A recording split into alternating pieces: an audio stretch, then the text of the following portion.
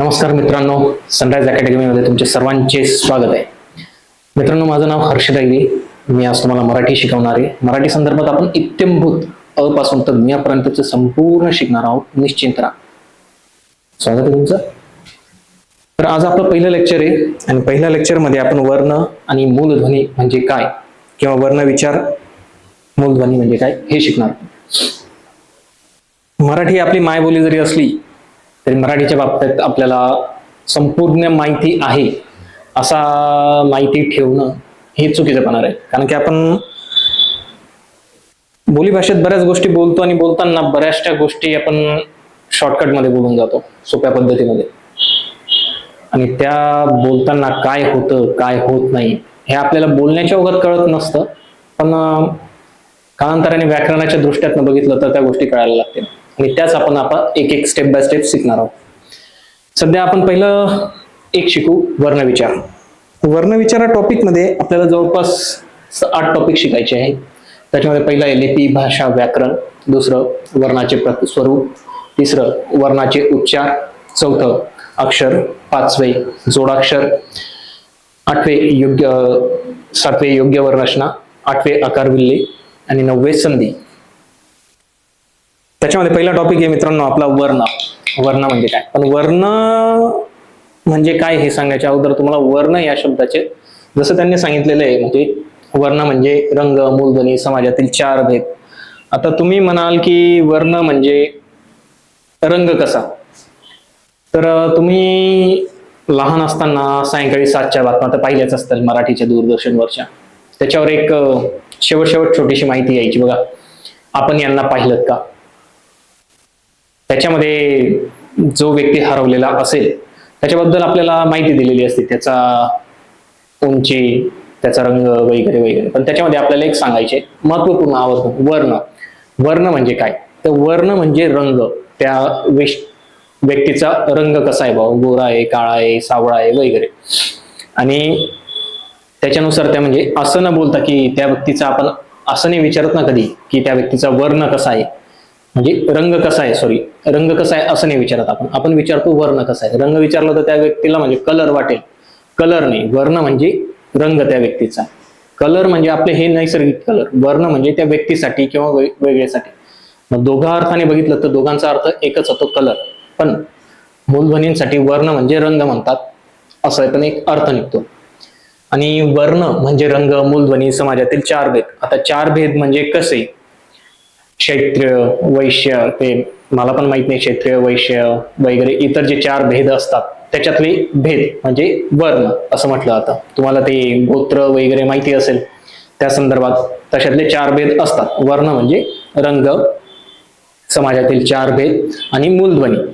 मूलध्वनी म्हणजे काय तेच शिकणार आपण. त्यांना वर्ण असेही म्हणतात असं त्याचा अर्थ होतो.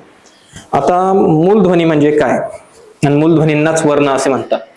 तर मूलध्वनी म्हणजे मुखावाटे उच्चारल्या जाणाऱ्या मूलध्वनी हवेत विरून जाऊ नयेत म्हणून ते विशिष्ट रंगाने, हा पॉइंट इथं महत्वाचा आहे, विशिष्ट रंगाने लिहून ठेवतात म्हणून त्याला वर्ण असे म्हणतात. विशिष्ट रंगाने लिहून ठेवतात म्हणून त्यांना वर्ण असे म्हणतात. हा पॉइंट इथं महत्वाचा आहे. विशिष्ट रंगाने लिहून ठेवतात म्हणून त्यांना वर्ण असे म्हणतात. आता मी जे बोलतोय त्याच्यापेक्षा आपण शाळेत असताना सर आपल्याला सांगायचे हे लिहून घ्या, ही डेफिनेशन लिहून घ्या. मग तुम्ही पेन काढायचे, पेनाने लिहायचे. कोणाकडे काळा पेन, कोणाकडे निळा पेन. तर तुम्ही पेनाने लिहायचे बरोबर, पण पेनाबरोबर तुमचा काळा आणि ब्लू जो पेन असेल त्याच्यामध्ये रंग होता वर्ण. त्याला तुम्ही लिहून ठेवायचे, म्हणजे वर्णाने लिहून ठेवायचे. मी जे सर जे सांगताय तुम्हाला किंवा मी जे सांगतोय ते तुम्हाला, ते तुम्ही लिहून ठेवलं तर ते वर्ण झाले. त्यालाच म्हणतात वर्ण सोप्या भाषेत. मूलध्वनी म्हणजे वर्ण. इथं हा शब्द मूलध्वनी आलाय, ते हवेत विरून जाऊ नयेत म्हणून त्याला वर्ण असे म्हणतात. आता फॉर एक्झाम्पल मी जर जे बोलतोय ते तुम्हाला पुढं कामात यावं त्यासाठी तुम्ही लिहून ठेवलं तर ते वर्ण झाले सोप्या भाषेत. पुढं आपले मोरो केशव दामले यांनी मूलध्वनीच्या बाबतीत एक व्याख्या केली. तिला म्हटलंय त्यांनी, मुखावाटे उच्चारल्या जाणाऱ्या मूलध्वनींना वर्ण असे म्हणतात. सेम वरची व्याख्या आहे तीच आहे खालची, पण ही त्यांची व्याख्या आहे. मुखावाटे उच्चारल्या जाणाऱ्या मूलध्वनींना वर्ण असे म्हणतात. आता मी तुमच्या सोबत बोलतोय, एक आपलं कम्युनिकेशन चालू आहे मित्रांनो. तर आपलं कम्युनिकेशन चालू असताना मी जे बोलतोय, जर तुम्ही काही शॉर्ट्स नोट काढायचे ठरवले तर त्याच्यावरती तुम्ही लिहून ठेवलं तर ते झाले वर्ण.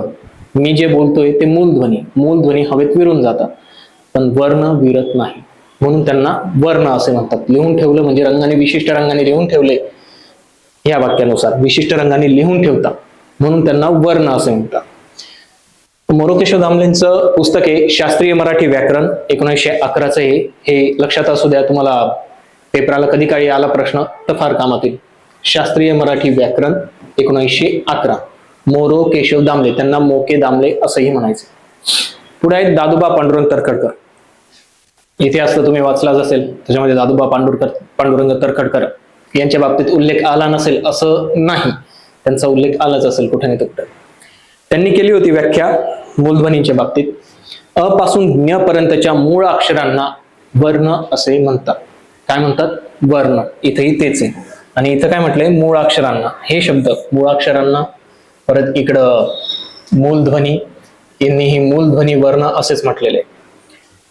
अ पासून ज्ञ पर्यंतच्या मूळ अक्षरांना वर्ण असे म्हणतात. आपली बाराखडीमध्ये अ ते ज्ञ पर्यंतचे जेवढेही मूळ अक्षर आहेत त्यांना त्यांनी वर्ण असे म्हटलेले, दादोबा पांडुरंग तरखडकर यांना. आणि त्यांनी जिवंतपणामध्येच त्यांनी जवळपास माझ्या माहितीनुसार त्यांनी 6 एक पुस्तकं लिहिली होती मराठी व्याकरणावर. आणि त्यांची मराठी व्याकरणाची पुस्तकं ते जिवंत असताना 6 एक प्रदर्शित पण झाली होती. म्हणजे ते खूप मराठी व्याकरणाचे खोलवर जाऊन अभ्यास केलेले व्यक्ती होते. त्यांनी पुस्तकं लिहिलेले आहेत. मराठी भाषेचे व्याकरण 1836 मध्ये, दुसरं आहे मराठी लघु व्याकरण. आणि त्यांना लोकहितवादी यांनी एक उपाधी दिली होती, मराठी भाषेचे पाणिनी.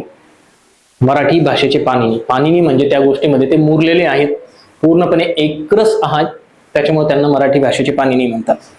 आता पाणिनी आणि दादोबा पांडुरंग तरखडकर यांना लक्षात कसं ठेवायचं की बाबा मराठीमध्ये 2-3 व्यक्ती, त्यांना कोणी मराठीचे शिवाजी म्हणतं, मराठीचे जॉन्सन्स म्हणतो, कोणाला काय म्हणतं. तर आपल्याला तरखडकर भाऊंना दादोबा पांडुरंग तरखडकर यांना लक्षात कसं ठेवायचं आहे मराठी भाषेचे पाणिनी, तर एकदम सोप्या भाषेत आणि एकदम सोप्या पद्धतीने लक्षात ठेवायला मित्रांनो, तरखडकर हा शब्द तर तुम्ही लक्षात कसं ठेवणार याच्या बाबतीत. आता पाणी तर सगळ्यांना माहितीच आहे. पाणिनी का म्हणतात त्याच्या बाबतीत सांगायचं म्हणून. पाणी सगळ्यांना माहिती आहे, पाणी तरळ असतं, ठेवलं वाहतं. पाण्याचा प्रवाह चालूच असतो. मराठी भाषेचा जसा प्रवाह असतो तसंच असतं, ते पुढे कळेल तुम्हाला. पाण्याचा प्रवाह चालूच असतं म्हणजे पाणी तरळ असतं, एवढं लक्षात ठेवा. पाणी तरळ असतं, इकडे तरखडकर आहे, याच्यावरनं तुम्ही लिंक लावून ठेवू शकता. पाणी तरळ असतं, त वरनं तरखडकर आठवेल तुम्हाला, म्हणून दादोबा पांडुरंग तरखडकर यांना मराठी भाषेचे पाणिनी असे म्हणतात. हे लक्षात ठेवायला खूप सोपं आणि खूप चांगलं आहे. एवढं लक्षात राहिलं, तुम्हाला कधीही प्रश्न आठवला म्हणजे आला की मराठी भाषेचे पाणिनी कोणाला म्हणतात, तर तुम्ही सरळ तिथं फक्त एकच नाव शोधणार, दादोबा पांडुरंग तरखडकर. सरळ तिथपर्यंत पोहोचतात. पुढे आले कृष्णशास्त्री चिपळूणकर यांनी व्याख्या केली मूलध्वनींच्या बाबतीत. कंठ, टाळू इत्यादी अवयवांपासून जे मूलध्वनी उत्पन्न होतात त्यांना वर्ण असे म्हणतात. आता मी तुमच्याशी बोलताना कंठ, टाळू म्हणजे मी माझी जीभ टाळूला लावतोय, कुठं जाताना लावतोय, कुठं यूज करतोय, कमी जास्ती दबाव देतोय कुठं वाक्यावर, हे बोलताना माझी जीभ, कंठ आणि टाळू यांचा संयोग होऊन जो आवाज बाहेर येतोय त्याला त्यांनी वर्ण असे म्हटले. वर्ण म्हणजेच मूलध्वनी असं म्हटलेले. त्यांनी मराठी व्याकरणावरील निबंध 1833 मध्ये लिहिला होता. 1893 मध्ये लिहिला होता. मराठी व्याकरणावरील निबंध 1893 मध्ये लिहिला होता. आणि त्यांना उपाधी दिली होती मराठी भाषेचे जॉन्सन्स. आणि कोणी दिली होती? ओक यांनी दिली होती. आता कृष्णशास्त्री चिपळूणकर यांना मराठी भाषेचे जॉन्सन्स म्हणतात, हे कसं लक्षात ठेवायचं असा एक विषय. पण त्याआधी त्यांची डेफिनेशन लक्षात ठेवा तुम्ही, ती महत्वाची. कृष्णशास्त्री चिपळूणकर यांनी काय सांगितलं? कंठ आणि टाळू इत्यादी अवयांपासून जे मूलध्वनी उत्पन्न होतात त्यांना वर्ण असे म्हणतात. कंठ आणि टाळू. कृष्णशास्त्री चिपळूणकर, कंठ, टाळू, क दोघे येत आहेत, त्याच्यामुळे लक्षात ठेवायला आणखी सोपं आहे. कंठ आणि टाळू यांच्यापासून जे मूलध्वनी उत्पन्न होतात त्यांना वर्ण असे म्हणतात. त्यांचं पुस्तक आहे मराठी व्याकरणावरील निबंध 1893. आता कृष्णशास्त्री चिपळूणकरांना मराठी भाषेचे जॉन्सन्स म्हणतात. कोणी म्हटले? ओक यांनी म्हटले. ते लक्षात कसं ठेवायचं? आता तुमच्या घरी एखादं लहान मूल तर असेलच म्हणजे प्रत्येकाच्या नसेल, पण कधी ना कधी कोणाचं ताईचं, बहिणीचं, काकाचं, मुलाचं, कोणाचं तरी पाहिलेलंच असेल. तर त्यांना आंघोळ झाल्यानंतर मस्त असं जॉन्सन बेबी पावडर लावतात ना. कुठलेही असं लावत असतील असं आपण गृहीत धरू. आपण फक्त जॉन्सन बेबी पावडर लावतात असं एवढं लक्षात ठेवा. तर तुम्हाला असं लक्षात ठेवायचं आहे, कृष्णशास्त्री चिपळूणकरांचा फक्त कृष्ण घ्यायचा आहे आणि जॉन्सन बेबी पावडर म्हणजे जॉन्सनचा फक्त जॉन्सन घ्यायचा आहे. एवढंच लक्षात ठेवायचं. कृष्णाला जॉन्सन्स पावडर लावली जाते, एवढंच लक्षात ठेवायचं. जास्ती लक्षात ठेवायचंच नाही आपल्याला. वाय लावलं जातं? कृष्णाला जॉन्सन्स पावडर लावली जाते. म्हणून तुम्हाला लगेच तिथं क्लिक होईल. कृष्णशास्त्री चिपळूणकरांना काय म्हणतात? मराठी भाषेचे जॉन्सन. आणि कोणी दिली ही उपाधी? ओक यांनी. हा प्रश्न तर खूप डीप मध्ये झाला. ओक पण मराठी भाषेचे जॉन्सन्स कोणाला म्हणतात? तर कृष्णशास्त्री चिपळूणकर. एवढं लक्षात ठेवा. मराठी भाषेचे पाणिनी कोण? तरखडकर. पाणी काय असतं? तरळ असतं. मराठी भाषेचे जॉन्सन्स कोण? कृष्णशास्त्री चिपळूणकर. कृष्णाला जॉन्सन्स बेबी पावडर लावली जायची.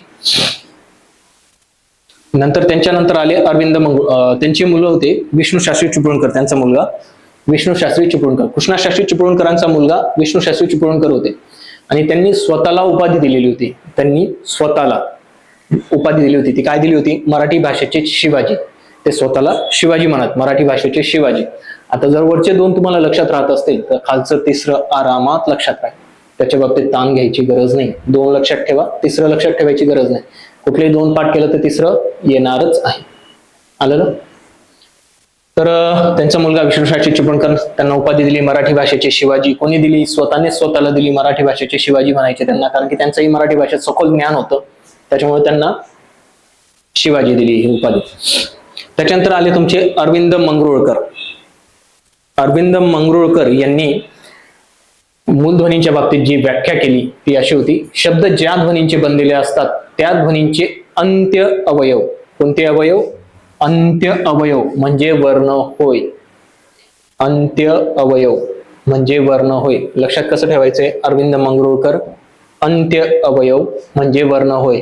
इथं अ आहे, इथं अ आहे. 2-3दा वाचलं की लक्षात राहील. लक्षात ठेवायला सोपं आहे. अंत्य अवयव म्हणजे वर्ण होय. त्यांचं पुस्तक आहे मराठी व्याकरणाचा पुनर्विचार 1964चं.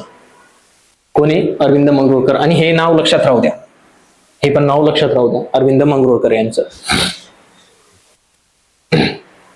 मग आले तुमचे महादेव पांडुरंग सबनीस. सबनीस यांनी अशी डेफिनेशन केली: भाषेतील शब्दात असलेले मूलभूत ध्वनी म्हणजे वर्ण असे म्हणतात. भाषेतील शब्दात असलेले मूलभूत ध्वनी म्हणजे वर्ण असे म्हणतात. आता शब्दामध्ये असलेले मूलभूत ध्वनी म्हणजे वर्ण असे म्हणतात. नाव काय त्यांचं? महादेव पांडुरंग सबनीस. मूलभूत ध्वनी म्हणजे वर्ण. लक्षात ठेवायला सोपं आहे, जास्ती लोड घ्यायची गरज नाही.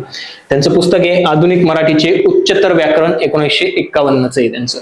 यांचंही नाव लक्षात राहू द्या, सबनीस. मराठी भाषेत असलेले मूलभूत ध्वनी म्हणजे वर्ण होय. आता वर्ण म्हणजे काय आणि मूलध्वनी म्हणजे काय? वर्ण आणि मूलध्वनी ह्या दोन्ही एकच संकल्पना आहे. एकच. दोघांमध्ये काहीही फरक नाही. मूलध्वनींनाच वर्ण म्हणतात आणि वर्णांनाच मूलध्वनी असं म्हणतात. जास्ती असं वेगळं काहीच नाही त्याच्यामध्ये. पण नेमकं काय मूलध्वनी म्हणजे नेमकं काय, वर्ण म्हणजे नेमकं काय? जर तुम्हाला विचारलं वर खालील वर्ण ओळखा, वर्ण काय किंवा खालील मूलध्वनी कोणते, दोघंही एकच आहे. त्याच्यामध्ये असं आहे, मूलध्वनी म्हणजे ज्या ध्वनींचे अधिक विभाजन करता येत नाही, ज्या ध्वनींचे अधिक विभाजन करता येत नाही त्यांना मूलध्वनी म्हणतात. म्हणजे ज्या गोष्टीचं अधिक तुम्ही पुढून तोडून काही करू शकत नाही, शेवटच्या स्टेपला जातात, शेवटच्या स्टेपला की त्याच्यानंतर त्याचा अंतच होणार आहे अशी गोष्ट, तर त्याला मूलध्वनी असे म्हणतात. पुढे म्हटलंय मूलध्वनींचे रेखात्मक चित्र म्हणजे वर्ण होय. मी जे बोलतोय आता तुमच्याशी, मूलध्वनी म्हणजे वर्ण. मी आता जे बोलतोय तुमच्याशी, ज्या मूलध्वनी आहेत, मी जे बोलतोय, जो आवाज तुमच्यापर्यंत पोहोचतोय आता, ज्याच्यामध्ये मी जे शब्द बोलतोय, ह्या आहेत मूलध्वनी. ह्या आहेत मूलध्वनी. पण त्या जर तुम्ही लिहून घेतल्या, म्हणजे जर मी आता हे वाचलं सोप्या भाषेत, मूलध्वनींचे रेखात्मक चित्र म्हणजे वर्ण होय, हे मी लिहून ठेवलेले आहे आता. मूलध्वनीचे रेखात्मक चित्र म्हणजे वर्ण होय, हे आहेत वर्ण, हे सगळे वर्ण आहे. मूलध्वनीचे रेखात्मक चित्र म्हणजे वर्ण होय, हे पूर्ण वर्ण आहे, त्याच्यामध्ये तीळ मात्र शंका नाही. पण हे जर नसली स्लाइड तुमच्याशी आणि तुमच्याशी कोणीतरी बोलतंय, मित्र मंडळी, आपण गप्पा मारतो त्यावेळेस ते सगळे मूलध्वनी बाहेर येतात, आपले तोंडावाटे येतात, ते जर तुम्ही लिहिले तर त्यांना म्हणणार वर्ण, कारण की तुम्ही ते रंगाने लिहून ठेवले, आणि रंगाने लिहिल्यानंतर त्यांना काय म्हणतात? वर्ण. वर्ण म्हणजे रंग, आणि रंगाने लिहून ठेवले म्हणून त्यांना वर्ण असे म्हणतात. दुसरं, मूलध्वनी लिपिबद्ध झाले की त्यांना वर्ण ही संज्ञा प्राप्त होते. लिपिबद्ध म्हणजे एक शब्द बनायला व्यवस्थित ते एका रांगेत आले तर त्यांना लिपिबद्ध संज्ञा प्राप्त झाली, ते त्यांना वर्ण म्हणजे वर्ण ही संज्ञा प्राप्त होते. म्हणजे लिपिबद्ध ठराविक क्रमाने व्यवस्थित आले तर त्यांना वर्ण ही संज्ञा प्राप्त होते. उदाहरण याच्या बाबतीत एकदम सोपं आहे समजायला, कसं आहे लिपिबद्ध कसं आले याच्या बाबतीत. राम वनात जातो, सरळ सरळ शब्द आहे, म्हणजे वाक्य आहे. राम वनात जातो, हे काय वाक्य आहे. राम वनात जातो पूर्ण वाक्य आहे. राम वनात जातो. राम वनात जाण्यामध्ये किती शब्द आहेत हे आपल्याला पहिले चेक करावे लागतील. राम वनात जातो किती शब्द आहेत? 3 शब्द आहेत. राम वनात जातो.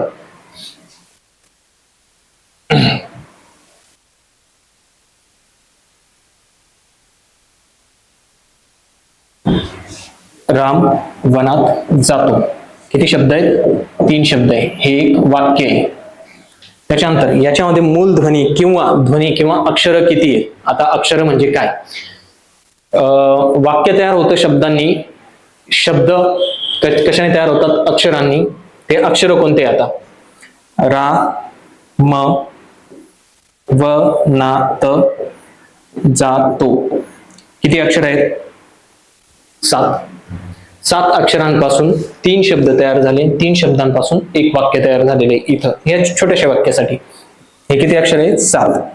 आता राम वनात जातो. राम वनात जातो 7 अक्षर. पण रा कसा बनलेला आहे, व कसा बनलेला आहे, हे आता मूलध्वनी मेन गोष्ट.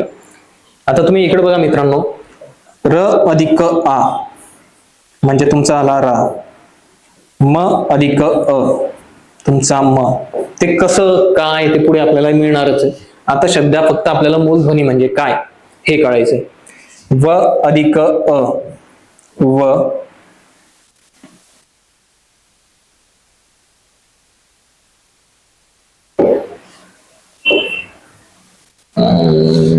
एक मिनिट मित्रांनो, व अधिक अ, व अधिक अ, व, त अधिक आ, सॉरी न अधिक आ, ना, त अधिक अ पाहिजे होता,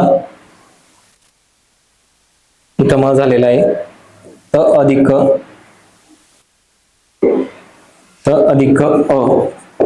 त, ज अधिक आ, सॉरी ज, जा, आणि त अधिक ओ, तो. असे तुमचे हे अक्षरे तयार झाले.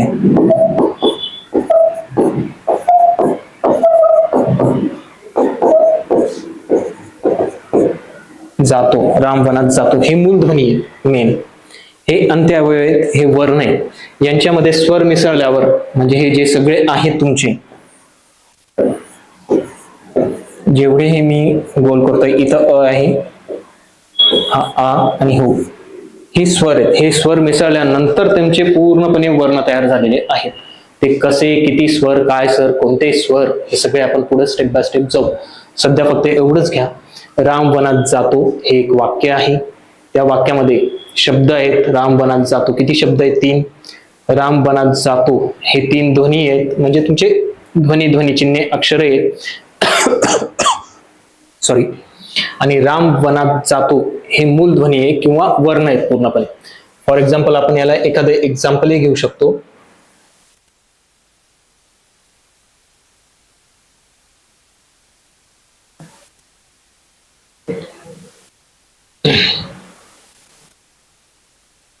आपण जर दुसरं उदाहरण घेतलं, एक मी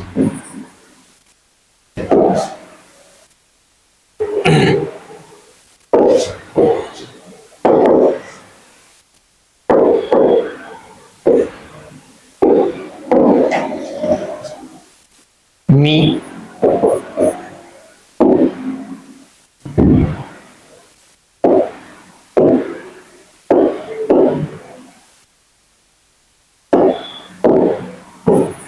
आंबा खातो. हे काय एक वाक्य. या वाक्यामध्ये किती शब्द आहेत? 3. मी आंबा खातो.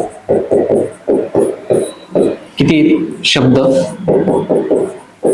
3 शब्द आहेत.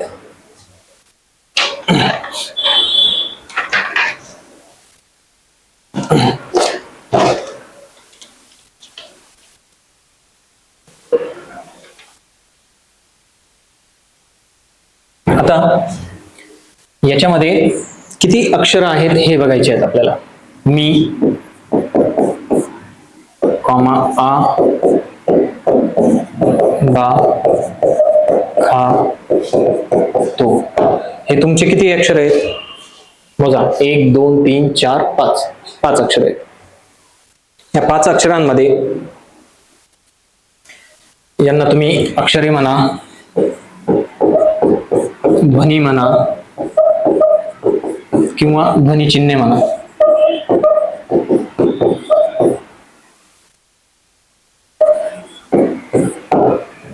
ध्वनी चिन्हे म्हणू शकता.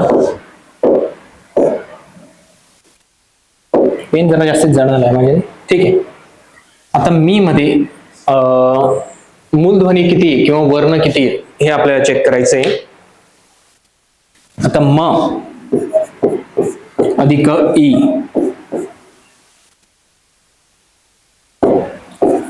अ अधिक अ अधिक अनुस्वार,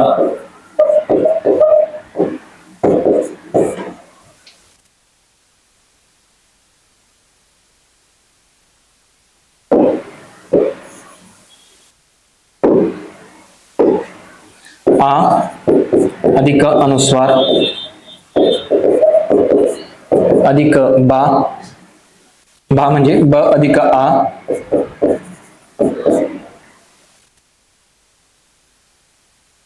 इथे माझा चुकीचा प्लस झाला. पुढे तुमचा ख अधिक सॉरी खा, त अधिक ओ. हे तुमचे मूळ ध्वनी किंवा मूल ध्वनी वर्ण असं म्हणता येते. आता किती मूल ध्वनी हे आपल्याला बघायचंय. इथे किती? 2 2 2 2 2. किती आहेत? 10. 5 अक्षरांचे 10 मूलध्वनी पडले. इकडे किती पडलेले आहेत आपले?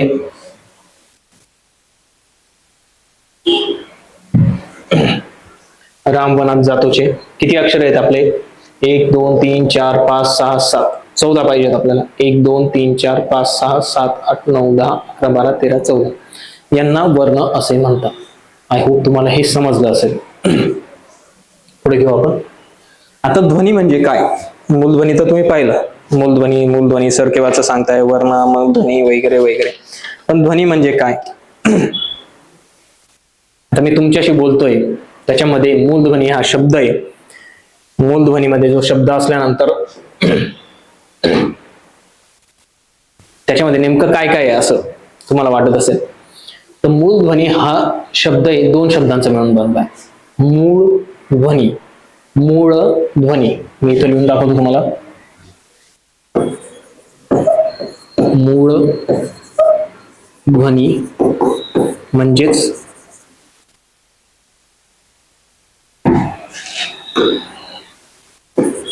मूल ध्वनी म्हणजेच मूळ अधिक ध्वनी. आता मूळ म्हणजे काय आणि ध्वनी म्हणजे काय? मूळ म्हणजे मेन, जो मी तुमच्याशी बोलतोय आता, एका झाडाचं मूळ रूट असतं, मूळ असतं, तसा हा मूळ एक शब्द आहे आणि तो मी बोलतोय तर तुमच्यापर्यंत येतोय, तो एक ध्वनी, म्हणून त्याला मूलध्वनी म्हटलेलं आहे. मूलध्वनींच्या एकत्रीकरणापासून ध्वनी बनतो. बरोबर आहे. आता फॉर एक्झाम्पल इथं द आहे, मूलध्वनी द अधिक ए, त्याचं काय होईल? दे. बरोबर. मग हा ए काय आहे, द काय? जर मी ए नाही टाकला तर तो दे होईल का? नाही. तर मग त्याचंच एक म्हणणं आहे की मूलध्वनींच्या एकत्रीकरणापासून ध्वनी बनतो. कोणता ध्वनी? ते पुढेच आहे. ध्वनी हा भाषेतील मूलभूत घटक आहे. बरोबर आहे. जर ध्वनी नसेल तर तुम्ही बोलणार कसे एकमेकांशी? ध्वनीच नसला तर बोलणार कसे? आपल्याला तर बोलल्याशिवाय आज काहीही भेटत नाही, कुठलीही गोष्ट फुकट भेटतच नाही आणि बोलल्याशिवाय तर अजिबात भेटत नाही. ही तर पहिली गोष्ट. त्याच्यामुळे ध्वनी हा भाषेतील मूलभूत घटक आहे, हे पूर्णतः खरं आहे. पुढचं, कोणतीही भाषा ही ध्वनींपासून बनलेली असते. अगदी बरोबर आहे. कुठलीही भाषा घ्या, कुठलीही, जगातली कुठलीही घ्या, म्हणजे तुम्ही इंग्लिश घ्या, मराठी घ्या, हिंदी घ्या, किंवा मग तुम्ही जॅपनीज घ्या, चायनीज घ्या, कुठली किंवा ती पण घेतली तरी चालेल, पण ती सुद्धा ध्वनी, कुठलीही भाषा ध्वनीपासून बनलेली असते. विदाऊट ध्वनी कुठलीही भाषा नाही. मी तुमच्याशी बोलतोय, मी भाषा जे मला माहिती आहे, जे शब्द माझ्या डोक्यात मी तुमच्याशी बोलतोय आणि ते बोलतोय म्हणजे ध्वनी, आणि माझा आवाज तुमच्यापर्यंत पोहोचतोय म्हणजे तो ध्वनी आहे, दुसरं काहीच नाही. तो ध्वनी आहे. आणि तो ध्वनी तुम्ही वर्णाने लिहिला तर तो वर्ण होतो, रंगाने लिहून ठेवला तर वर्ण होतो. मग तुम्ही कुठल्याही रंगाने लिहा, हिरव्या, पिवळ्या, जांभळ्या, निळ्या, कुठल्याही, पांढऱ्या सोडून दिसणार नाही म्हणून. तर कुठल्याही रंगाने लिहिला तर तो वर्ण होतो, पण ध्वनी लिहिल्यावर होतो म्हणून तो मूलध्वनी. मूलध्वनी काय? तो मूलध्वनींच्या एकत्रीकरणातून ध्वनी बनतो. आणि ध्वनी हा भाषेतील मूलभूत घटक आहे. आणि कुठलीही भाषा ही ध्वनींपासूनच बनलेली असते, हे अगदी खरं आहे. कुठलीही भाषा ध्वनींपासूनच बनलेली असते. भाषा ही ध्वन्यात्मक असते आणि ध्वनीला स्वन असेही म्हणतात. भाषा ही ध्वन्यात्मक असते आणि ध्वनीला स्वन असेही म्हणतात. ते कसं? ध्वन्यात्मकचं एक योग्य उदाहरण असं सांगतो, सोप्या भाषेत एकदम समजायला. तुम्ही दुकानावर गेलात आणि काही घेतलं, चॉकलेट वगैरे काही घेतलं, तर त्याला तुम्ही काय सांगता की ही एक चॉकलेट दे आम्हाला. त्याला तुम्ही पैसे दिले, चॉकलेट घेतलं. तुमच्यामध्ये आदान प्रदान कसलं झालं? पैशाचं तर झालंच झालं, वस्तूचं तर झालंच झालं, पण भाषेचंही झालं. कारण की तुम्ही त्याच्या जवळ जाऊन न काही बोलता तर त्याला काही कळणार नाही की तुम्हाला काय हवंय ते. त्याच्यामुळे भाषा ही ध्वन्यात्मक असते. जर मी बोलतोय ते तुम्हाला समजतंय तर ती ध्वन्यात्मक आहे, ते तुम्हाला समजते. आणि तुम्ही बोलताय ते मला समजतंय, ते ध्वन्यात्मक आहे. म्हणून भाषेला ध्वन्यात्मक म्हणतोय, कारण की आदान प्रदान होतं भाषेमध्ये, म्हणून त्याला ध्वन्यात्मक म्हटलं. आणि ध्वनीला स्वन असेही म्हणतात. स्वन हा संस्कृत शब्द आहे. ध्वनीला स्वन म्हणतात संस्कृतमध्ये, म्हणून आलेला आहे स्वन. आणि स्वनच्या बाबतीत आपण पुढे माहिती घेऊ, स्वन म्हणजे नेमकं काय. आता उदाहरण म्हणजे ध्वनी कसा बनलेला आहे असा, द अधिक ए, दे, हा ध्वनी तयार होतो. नुसता ए तुम्ही उच्चारू शकत नाही, किंवा नुसता द तुम्ही उच्चारू शकत नाही आणि नुसता ए करून उच्चारू शकत नाही. दे साठी, दे साठी नुसते ए म्हटलं तर त्याला काही कळणार नाही की द्यायचंय घ्यायचंय काय, म्हणून दे. क अधिक आ, खा. प अधिक ई, पी, ही ध्वनी आहे. आणि हे ध्वनी मिळून पूर्ण दे तयार झालेला आहे. क अधिक आ, खा तयार झालाय. प अधिक ई, पी झालेला आहे. म्हणून ध्वनी हा भाषेतील मूलभूत घटक काय आहे? कारण की मूलध्वनी हे देचे, आणि दे पासून तुमचे मूलध्वनी हे द अधिक ए पडताय. हा ध्वनी, हा प्रॉपर ध्वनी आहे. तुम्ही डायरेक्ट हे असं द अधिक ए असं जाऊन त्याला बोलू नाही शकत. आणि त्याला बोलल्यावर तो म्हणेल पळ इथून, तुला काय पाहिजे मला नाही कळत, जा इथून, हेच म्हणणार आहे, दुसरं काही म्हणणार. पण ध्वनी दे, तुम्ही जर त्याला दे म्हटले तर ठीक आहे. तुम्ही घरी असं जरी बोलून बघा आईशी, आई द अधिक ए, म अधिक आ, म अधिक अ, ल अधिक आ. आई म्हणेल काय चालू आहे तुझं? प अधिक आ, न अधिक ई, द अधिक ए. असं बोलल्यानंतर आई तुम्हाला एकच काम करेल, एक तर फटकारेल, एक तर काय बोलतोय मला कळत नाही, हे दोघांपैकी. पण तेच जर तुम्ही म्हटले आई मला पाणी दे सोप्या भाषेत, तर तुम्ही ते ध्वनी बोलतायत पूर्णपणे. मूलध्वनी नाही, मूलध्वनीपासून बोलताच येणं शक्य नाही. आणि केलं जरी तुम्ही बोलायचा प्रयत्न तरी समोरच्याला समजणार नाही. तुम्हाला समजेल पण समोरच्याला समजणार नाही. म्हणून मूलध्वनी हे आणि ध्वनी हे दे. आय होप कळलं असेल. मित्रांनो, आजचा आपण मूलध्वनीच्या बाबतीत इथपर्यंतच घेऊ. उद्या आपण पुन्हा भेटू. नमस्कार. जय हिंद, जय महाराष्ट्र.